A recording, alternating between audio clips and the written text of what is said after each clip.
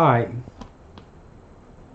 I'm Dr. Neil Beck in Perth, Western Australia.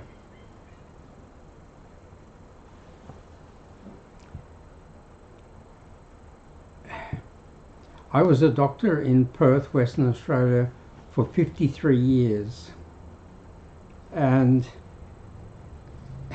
the world changed a lot in that 53 years, and so did health, and so did health care. When I started, after 2 years of hospital work, I was a family doctor for many years and did all sorts of things that family doctors did then, which they don't do now. Helped 800 babies into the world, treated a lot of pneumonia and heart attacks and serious health problems, did a lot of appendectomies and tonsillectomies and vasectomies and broken bones and cuts and traumas. And then gradually specialists took over most of those things, and family doctors mostly just did consultations and home visits and some hospital visits. I had 500,000 consultations, home and hospital visits altogether, and saw everything, almost everything that there is to be seen in health, from the very rich to the very poor.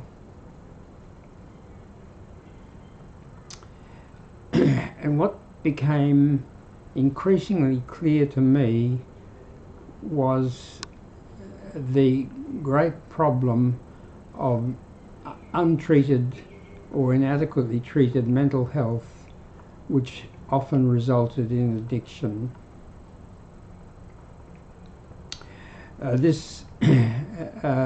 We'd always had alcoholism and tobacco.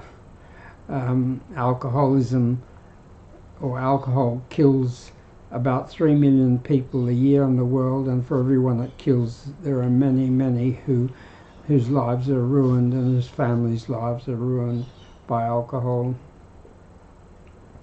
Tobacco kills 7 million people a year in the world, but in a way it's not as serious as alcohol because it doesn't usually kill people till they're middle-aged or old, whereas alcohol killed a lot of young people.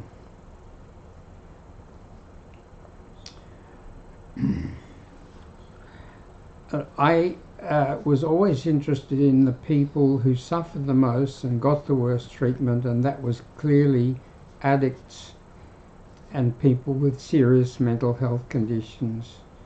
And it became clear to me that they were one of the most serious problems in the world, mental health, illness and addictions, because addictions are fourth stage mental health problems. In the late 1990s, we started to have a great epidemic of heroin addiction in Perth, and it was very bad. Lots and lots of people died, so I thought I'd better get to know about it, and I started to work 10 hours a week in an addiction clinic which was 99% heroin. And the treatment was pretty ineffective, and a lot of people died. The staff at that clinic were always going off to funerals for patients who hadn't survived. And I wanted to know what caused addiction, because in health you always want to know what the cause is. If you don't know what the cause is, it's much harder to get people better, and they're much more likely to relapse if the cause is still there. But nobody seemed to know what caused addiction.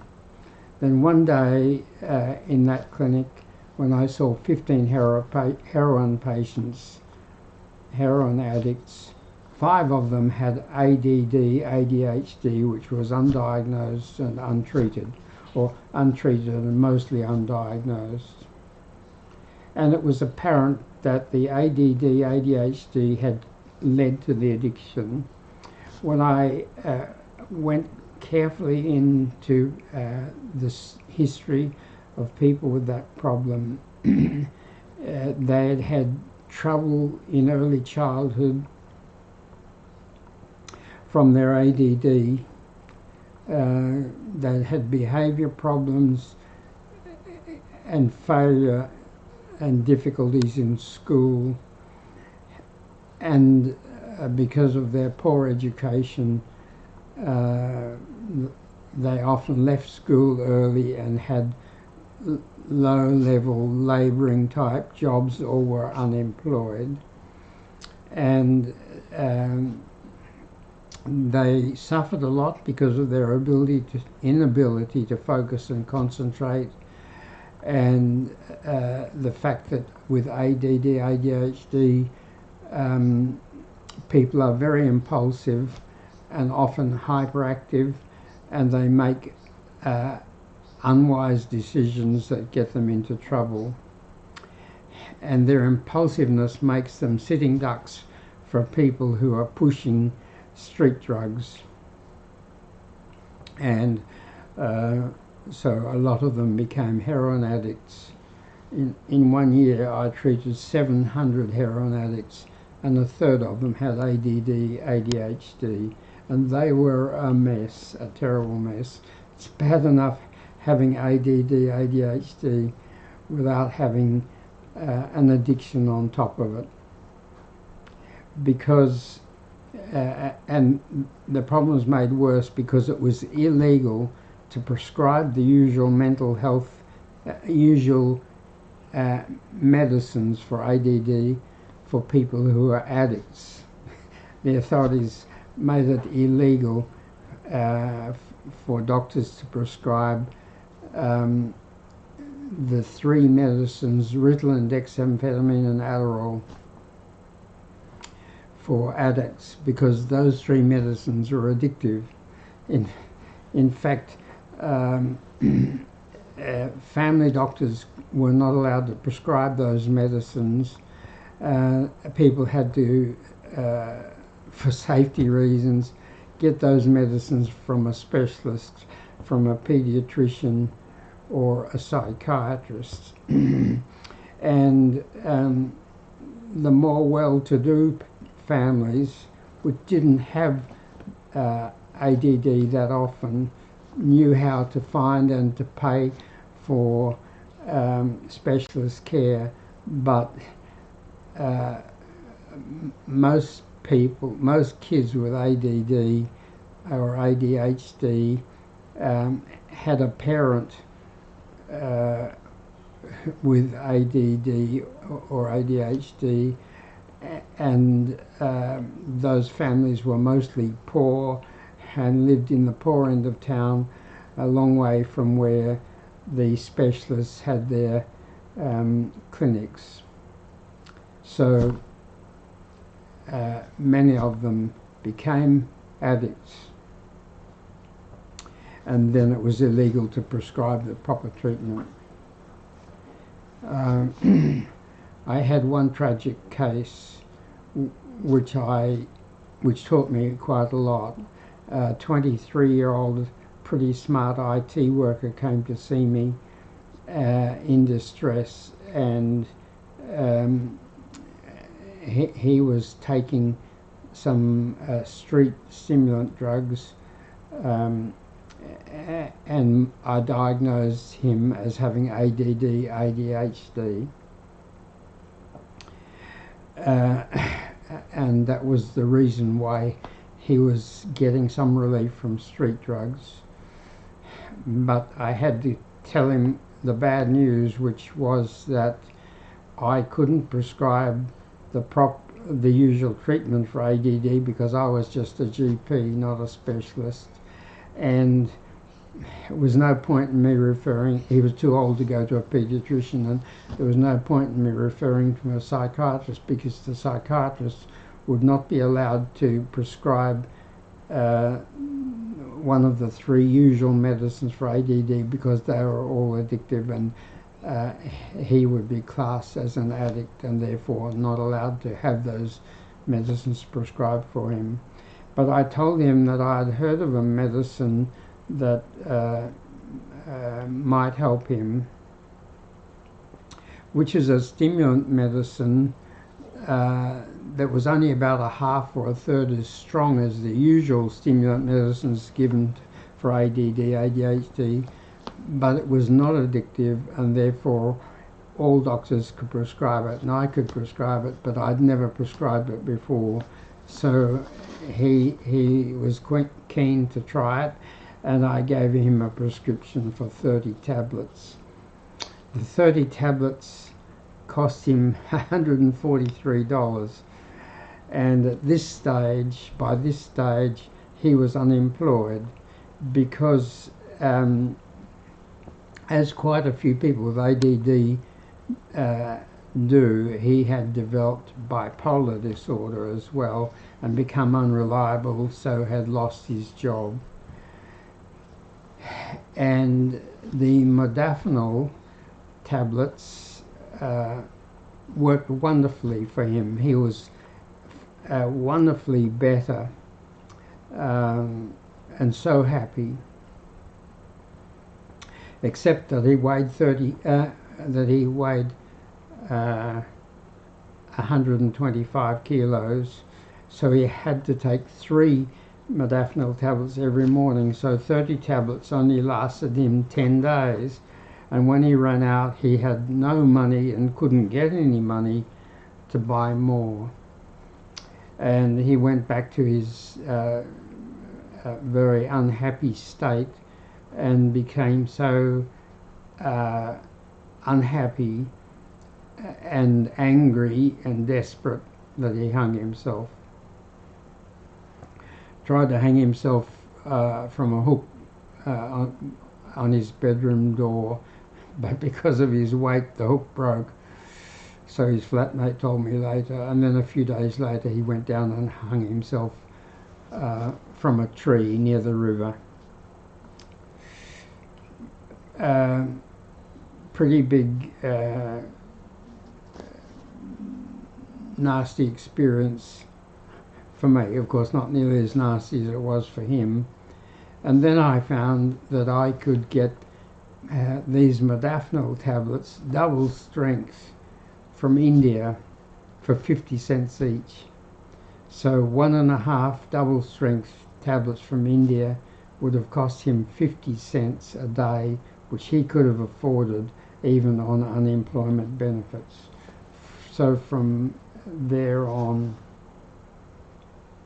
I started to get tablets in from India for ADD patients, which is legal. In Australia, it's legal to import any legal medicine in Australia from overseas, so long as you don't get more than 3 months' supply at a time, and so long as it's for a specific person. So what became clear to me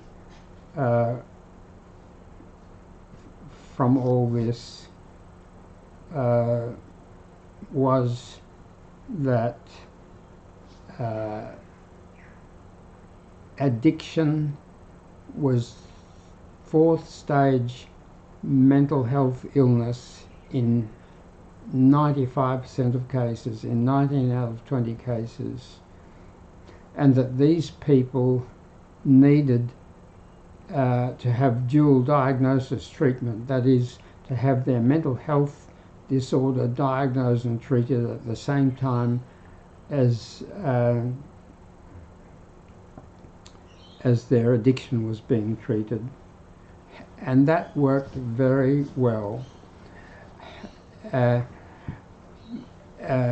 with my patients, but nobody else was doing it. And the big public health department clinic had a waiting list of 8 weeks. So if people came and said, I've got a heroin problem, I'm desperate, please help me, they'd say, here's an appointment for 8 weeks. And less than half people came back to that appointment because so many of them either died or went to hospital or went to prison or became drug dealers to support their habit and didn't come back for the appointment. But the whole situation was made worse because in the 1970s in Western Australia, addiction treatment was separated from mental health treatment. So there were 2 separate clinics. There were mental health clinics that treated mental health, and there were addiction clinics that treated addiction. And the mental health clinics refused to see addicts. If an addict went to the addiction clinic and got clean, then he could get an appointment, but the appointment at the mental health clinic would be 3 months down the track, and by that time they'd nearly always relapsed. And at the addiction clinic, nothing was ever done for their mental health, even when the mental health problem was pretty simple and pretty obvious and the treatment wasn't difficult. They just never treated mental health in the addiction clinic. So I got swamped with addiction patients once it became known that I would give them treatment for their mental health as well as for their addiction. And very soon I couldn't cope, and I had to develop some shortcuts. And the first shortcut was a checklist. I developed a 20-question checklist, which one of my assistants did with the new patients, and then I could see the patient, and in 5 minutes with the checklist result, usually knew how to treat their mental health condition and did so. And that worked so well that within 17 months the big public health clinic had no waiting list, and they got very worried that it was embarrassing to them, and they feared for their jobs because they didn't have enough patients. So they just wrote me a letter without any warning or discussion and said, you're not abiding by our guidelines, so you're not allowed to prescribe the medicines which are addictive for addictions, mainly methadone and Subutex,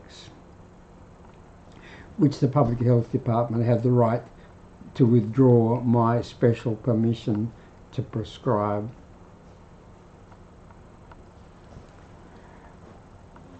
So I had to go back to general practice, family practice, but a lot of addiction patients followed me to get the mental health care, and I was banned from prescribing Subutex, which was addictive, but a substantial improvement on methadone. Subutex is about as addictive as heroin. Methadone's about 5 times as addictive as heroin. And people said, well, addicts said, well, Subutex is much better than methadone, but we'd rather have methadone and have help with our mental health care than have Subutex and no help with their mental health care, because the addiction clinics that prescribe Subutex didn't give them any mental health care. And the health department had withdrawn my right to prescribe Subutex, but not my right to prescribe methadone, because I'd said I would never prescribe it because it was worse than rat poison, and they didn't think I'd prescribe it. But people kept coming and asking and saying, can we please have mental health treatment, and we'll have methadone instead of Subutex. So I did that for a couple of years, and then the health department withdrew my right to prescribe methadone as well. No warning, no discussion, just, you're not following our guidelines. Well, there's no way in the world I was going to follow their guidelines, which were so unsuccessful. Everything I did was legal, sensible, and I still had to get the health department's permission from a pharmacist who'd never seen the patient to prescribe methadone. And so they knew and approved my prescribing of methadone, but in the end withdrew that as well. So then I realized that we had a terrible problem. It was clear that there was never going to be enough mental health workers to treat all the people who needed mental health care, and the people who are addicts were never going to get mental health care,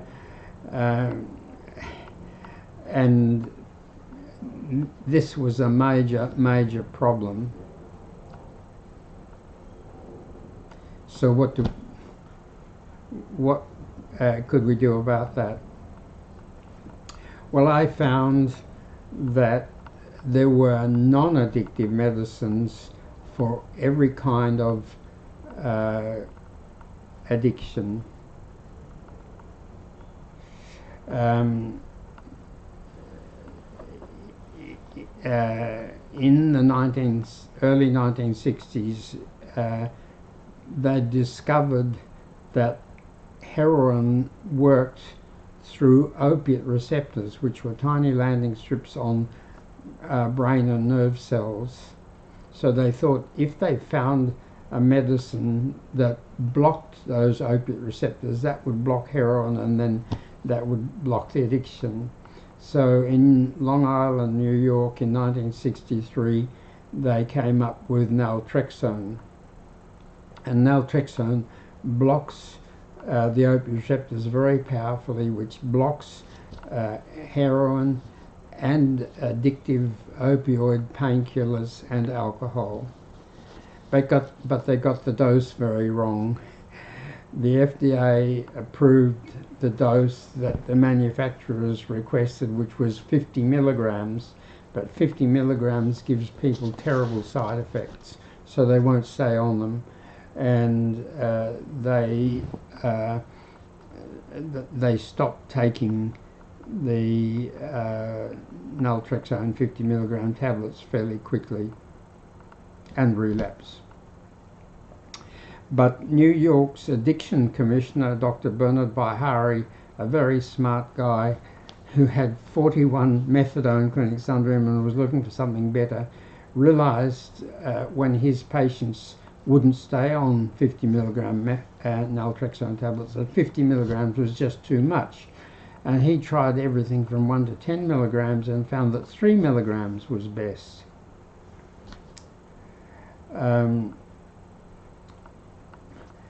But there was a problem.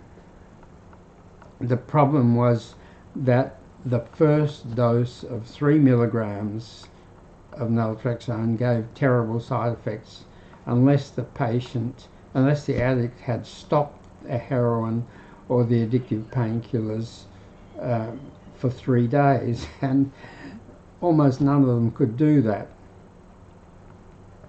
And at that time, Dr. Bihari got involved in using naltrexone to boost the immune system, because low-dose naltrexone, as he called it, 3 milligrams, boosts our brain and gland endorphin production by 250 to 300%.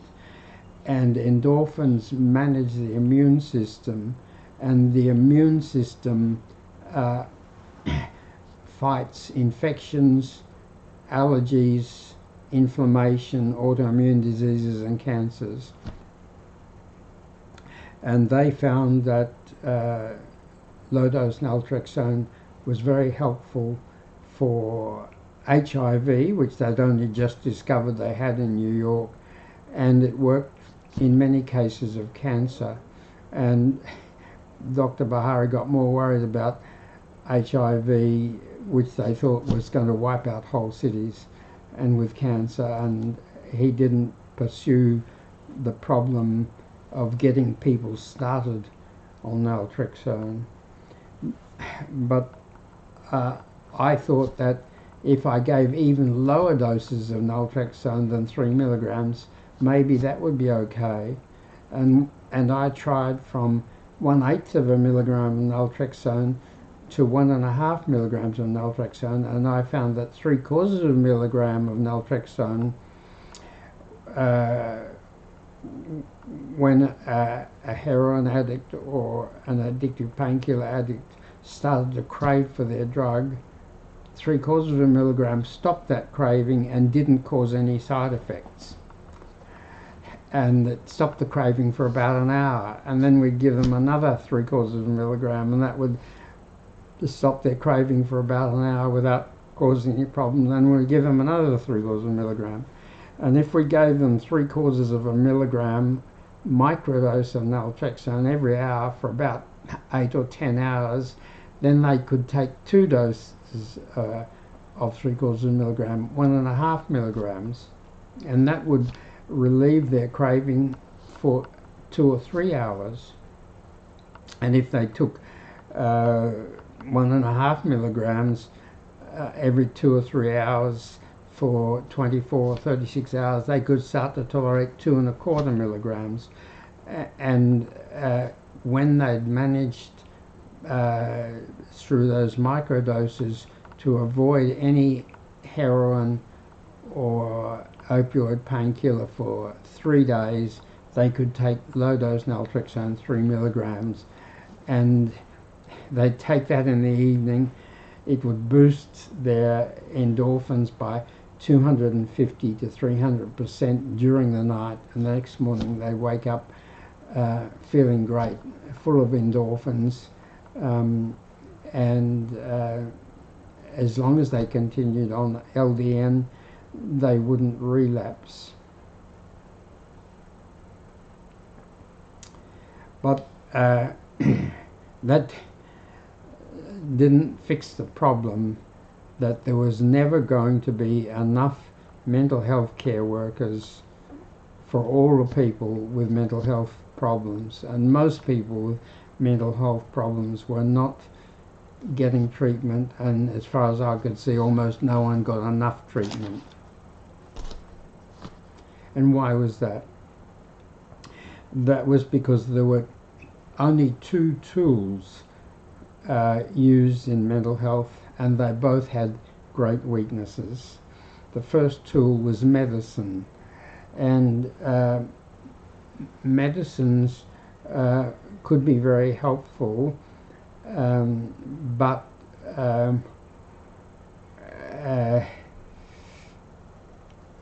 so many medicines were addictive.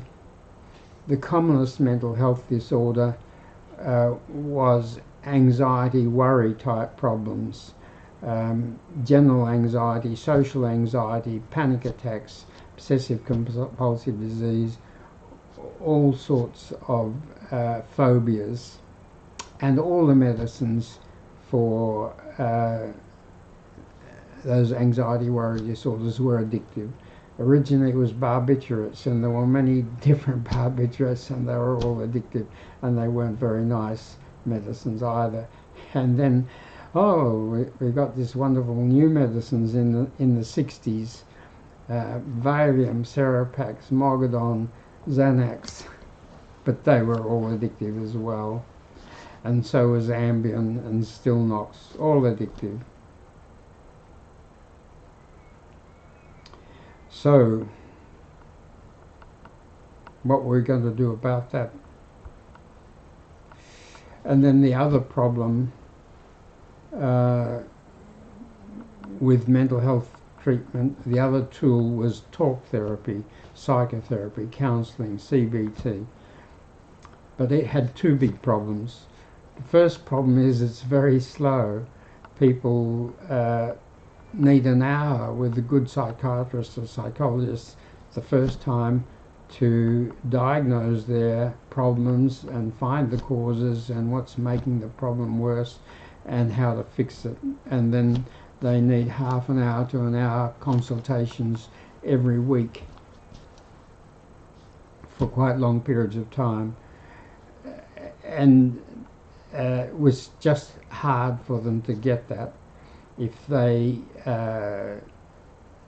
very few people could afford to pay private psychologists and psychiatrists for that treatment. If they had insurance, the insurance only paid for a few sessions, which were not enough.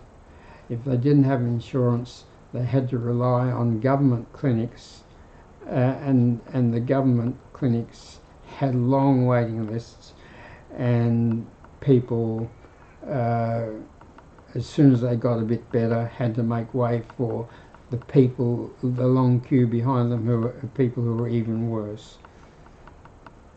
So that was causing so many deaths and so much sickness and addiction and unemployment and poverty and crime and homelessness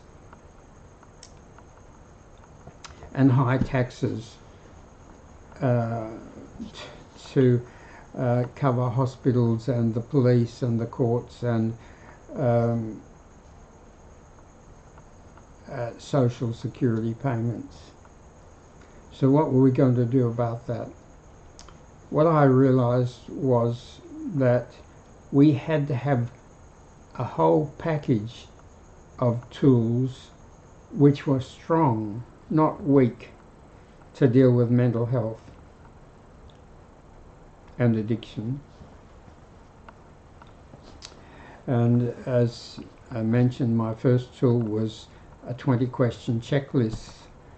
But then as technology advanced and there were apps for all sorts of things, we realized that an app was what we needed. But apps are a lot of work to do and very expensive, and I couldn't afford that until I managed to find a very smart postgraduate university student who helped me to make the Mental Fix-It app, which we finished about a year ago. And the Mental Fix-It app, you can go on your phone and tap the App Store or Google Play icon and download the free Mental Fix-It app in a few seconds. And at first it had 38 questions which covered all aspects of mental health and addiction, and you just tapped your choice of 3 answers for each question, which you could do quite quickly, so you could answer those 39 questions in about 10 minutes, and you got an instant report from the app, and the report told you 4 things, the 4 most important things you needed.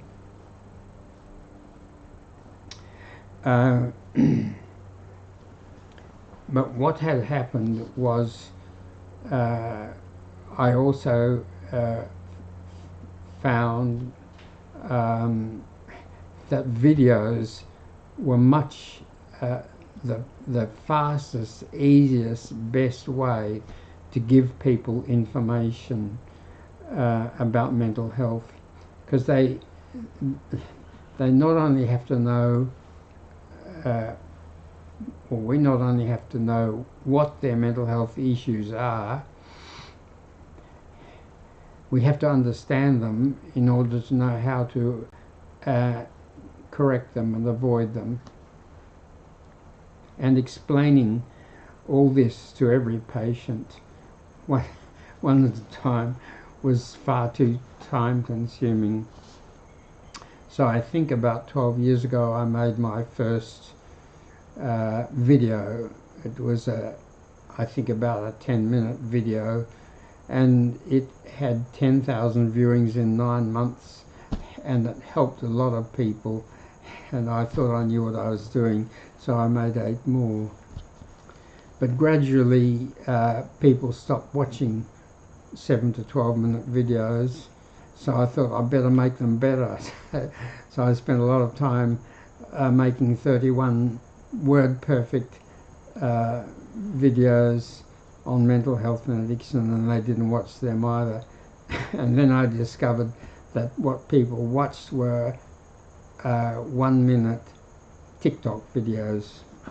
That's where everyone had gone. There were a few people that watched the long videos, but the great majority just scrolled 1 minute TikTok videos. So I made 1 minute videos, but each 1 minute video can only cover one small area of mental health or addiction, so I needed a lot. So I made 50, and that wasn't enough, and then 70, and then I think I've got about 100 now, with about another 5 that I know that I have to make to cover subjects I haven't already made. So what we had to do to beat this massive worldwide mental health and addiction problem was 3 things. We had to have a whole package of effective tools,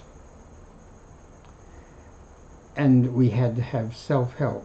People had to do as much as possible to help themselves, and they had to start early, because what had been happening was that nobody got treatment till they were desperate, and a lot of them had crashed, and they were so damaged that they took a lot of work.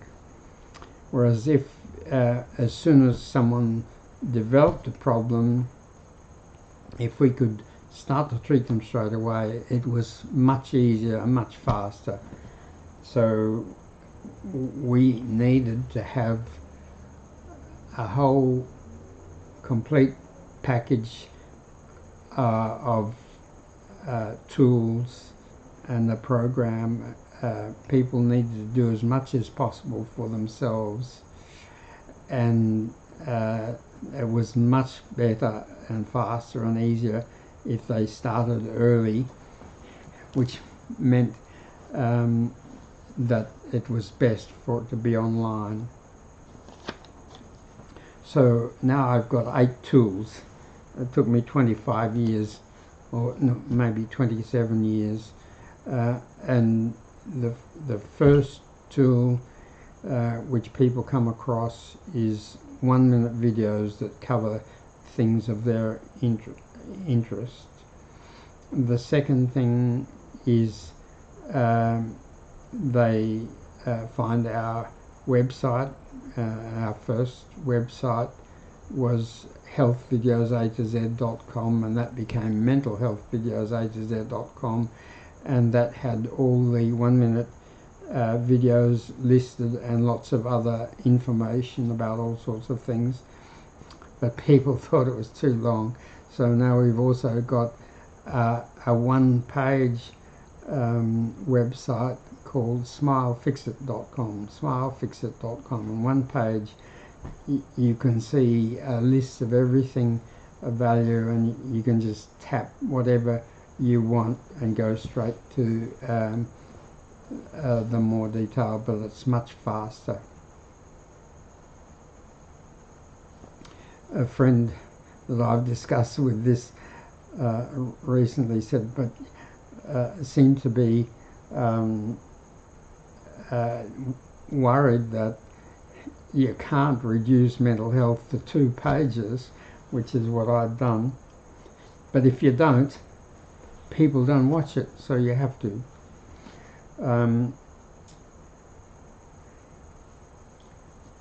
So yeah, 1 minute videos,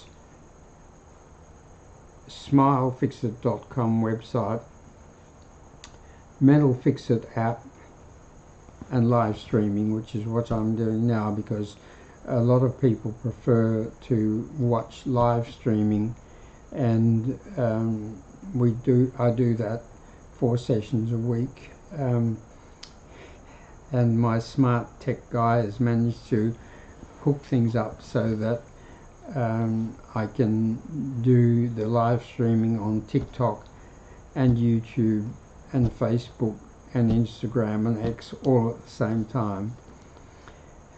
So you can watch it on whatever is your favorite platform.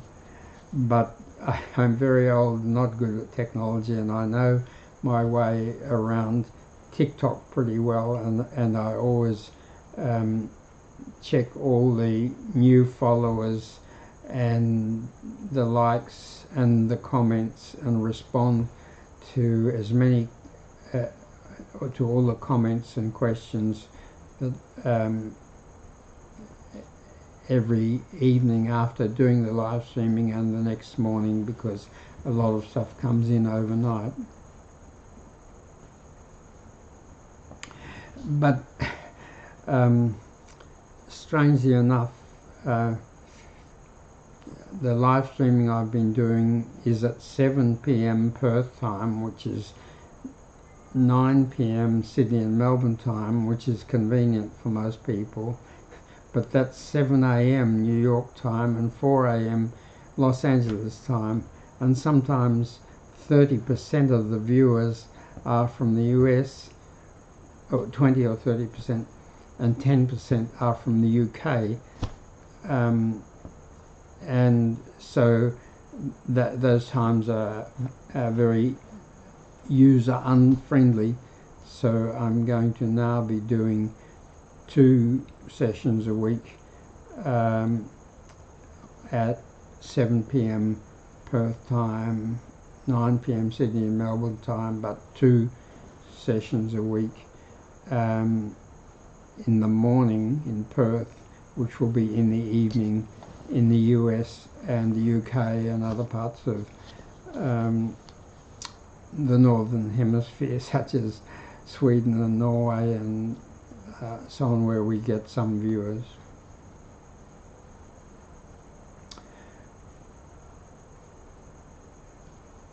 So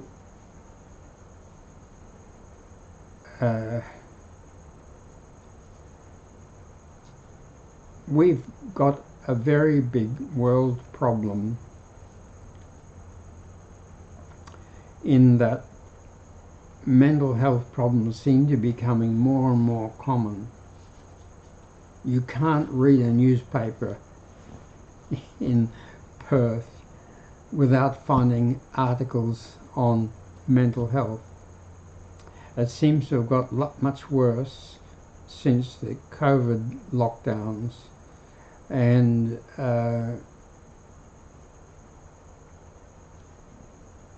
so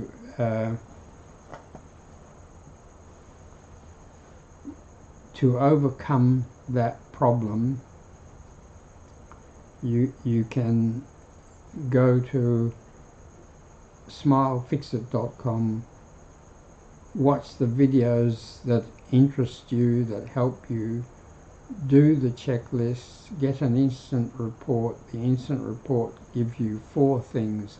It tells you which 6 of our videos, 1 minute videos, will help you, your particular problems most.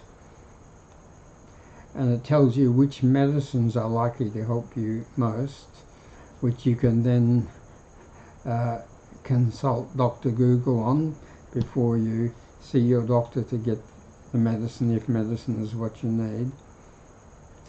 And it gives you a complete list of all the things that you've tapped that are a problem to you, which is very important. If you're going to get completely better, you have to know all your problems.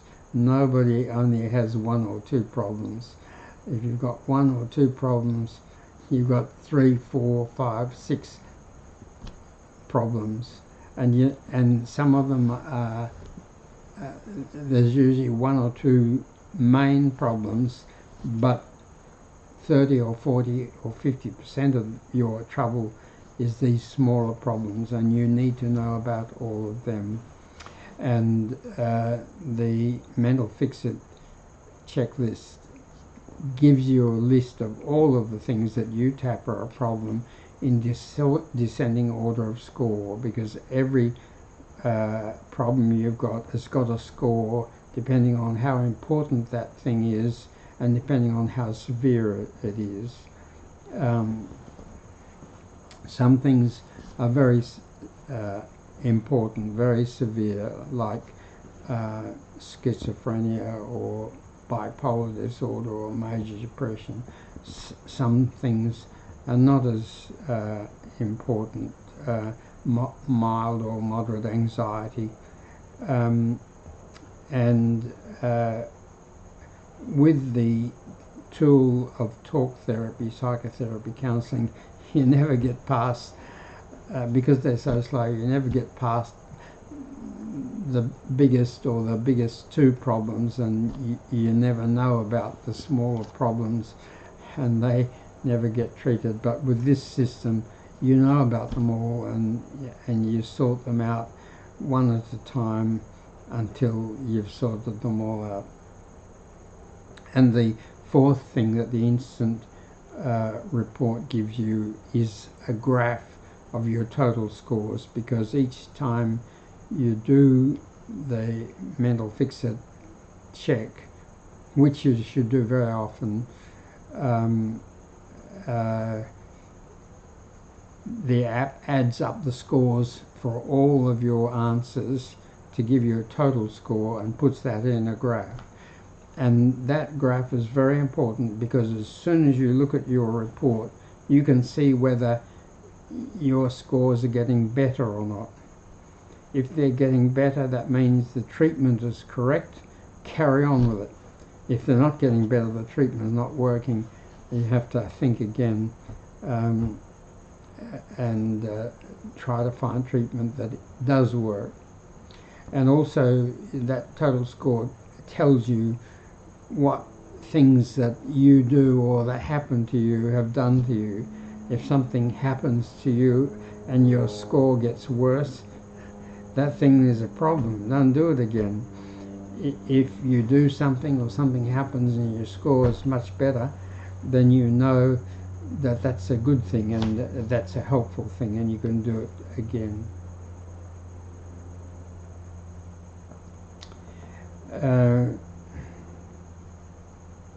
Yeah. So I think perhaps that's enough for today, and I wish you well. And tomorrow I'll be doing the live streaming in the morning, Sunday morning, so it's Saturday evening in the Northern Hemisphere.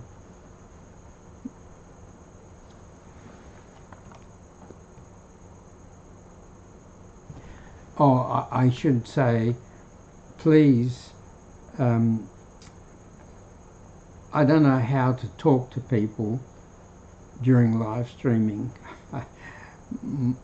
My technology skills are not good enough for that, but I'm very interested to know what your questions are, what your comments are, what your criticisms are. Please let me know through the platform you watch the live streaming, or through our email address, which is healthestuff@gmail.com, healthestuff@gmail.com, which you can find at smilefixit.com.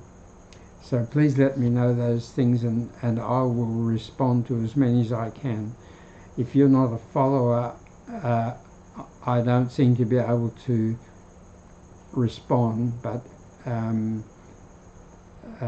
most people become followers, and then I can communicate with them, and I do every evening after doing the live streaming and the next morning.